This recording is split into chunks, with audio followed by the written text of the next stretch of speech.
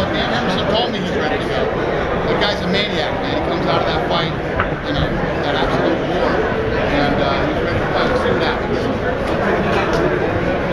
I don't know. We'll see. It's been such a crazy year, man. Anything can happen. You know? Anything can happen. Had nothing to do with it. Joe and Sean put that together. Hey Dana, what was the surprise of the night? Probably Hominick. I would have to say Hominick was a surprise of the night.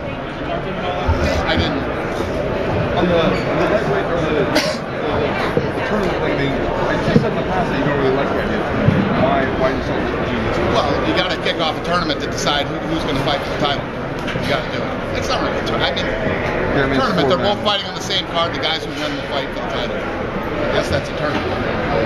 That's not a tournament state. You still don't seem apparently embrace. Like we seem to love the tournament idea. You seem like. I like it. It's cool. Yeah. It's two fights from the same weight classes with the best guys. We've done that a million times. UFC 1, 2. What's that? We'll have enough to make it fun.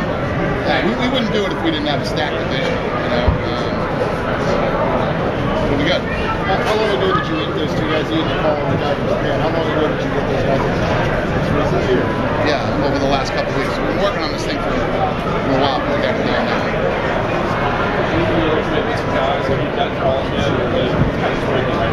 Yeah. I'm sure, yeah. They know. They know. I'm sure we'll see a lot of the guys from 35 drop out. Deal. As long as you play well, you know, you'll move on and do something else. Fighting is tougher than any other sport out there. It's you. And only you. No matter how good your team is or whoever you got behind you, you go out there alone and you're only as good as your last fight. These guys overcome a lot of adversity, a lot of stuff that happens throughout the year that a lot of people don't know. And I respect fighters so much and what they do and how they do it. It's a tough business. You said in the press conference you felt like Nogueira won. You know, Nogueira was the most dominant ground fighter in heavyweight history. Did Mir just surpass him with that submission? I don't know. I mean, if you go career for career in their primes, you know what I mean? Nogueira's had a pretty damn good career. Right. Miguel and I on the talk, but I've talked to his management, and you know, nothing's changed. I'm happy with the statement that he wrote yesterday. What's his stand? Sometimes you say this guy's never fighting again. It's something We'll see. We'll see. Listen, there's no place, and you can agree with me or disagree with me, and if you want to see if anybody disagrees with me, go on my Twitter, okay? I've been getting my head kicked in for 2 days on Twitter, but the bottom line is, nobody has any business making in the fight business, you know? And like I said, when I talked to Aaron, if you think you're funny, keep your jokes to yourselves and to your close friends. You know, because not everybody's going to think what you say is funny. It's unfortunate. I like the guy. But he made some bad choices. That wasn't the only one he'd done.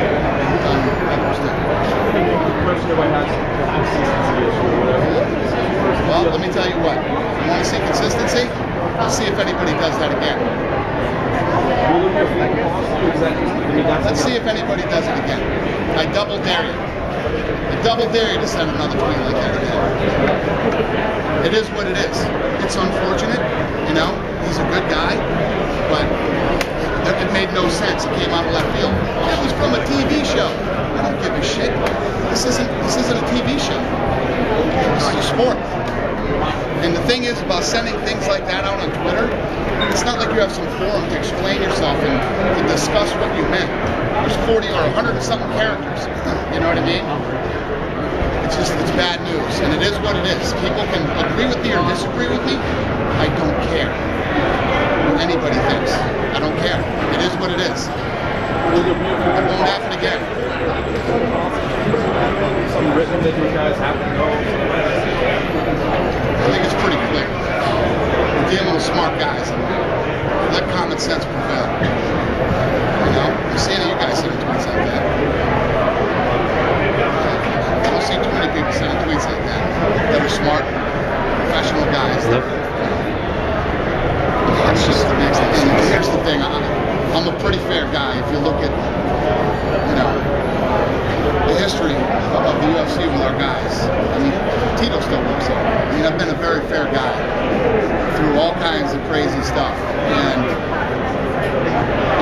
explain yourself. You can't give me an explanation on why you did something. There's no explanation for that. You know, and you didn't see Miguel Torres come out. All the fans and everybody were behind him, and I love it. I love that the fans are supporting him and everything else. It's cool. I like to see that. But you didn't see him come out with his explanation on why he said it.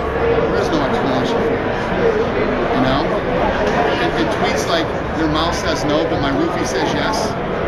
I don't think that's funny either. At all. It's not funny to me.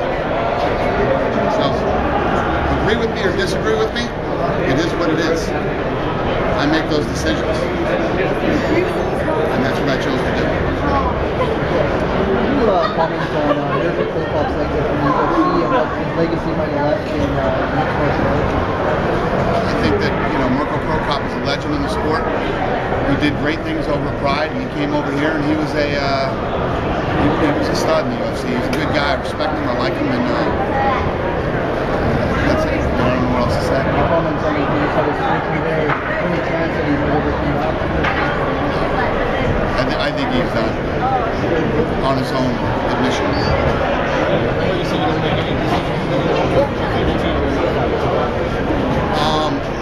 You know, Tito came out swinging. Tito went after it in the beginning of the first round, and you know, he got caught in the body.